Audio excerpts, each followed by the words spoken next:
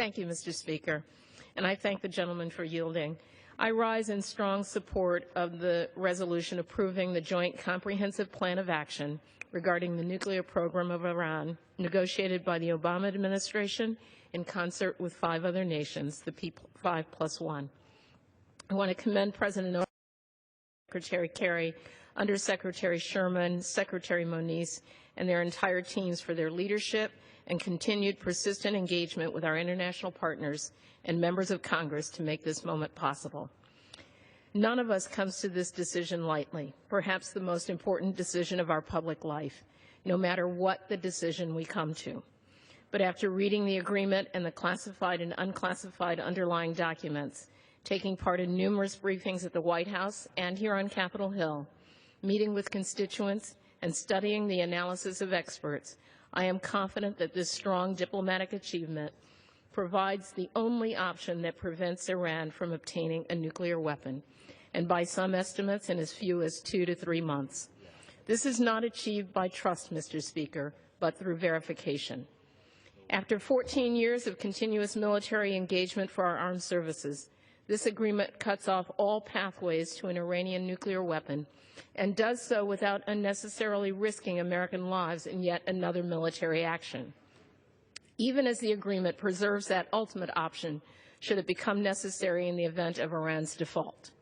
This agreement sends a clear message to Iran that the global community stands united today and well into the future in ensuring that Iran never obtains a nuclear weapon. Now, much has been said of Iran's capacity after 10 to 15 years. And even there, the agreement places Iran in the confines of the Nuclear Non-Proliferation Treaty, just as the rest of us are.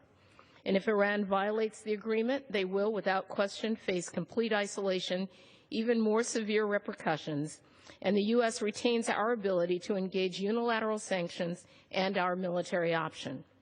It's true that this agreement is not perfect, but if this agreement does not go forward, there is no better deal, Mr. Speaker. In fact, there is no deal. No sanctions, national partners, no inspections, no deal.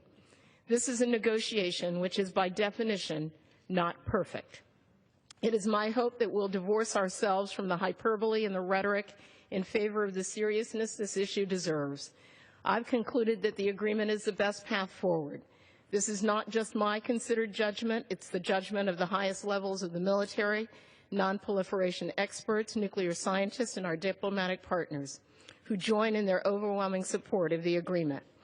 As a Congress, we can only do our best and our part to move forward to provide the necessary resources for proper oversight to ensure effective monitoring and aggressive verification. If Iran cheats, we'll know it. We'll know it quickly, and we'll act decisively. Once again, the world turned to the United States for our leadership on dealing with Iran and its nuclear program.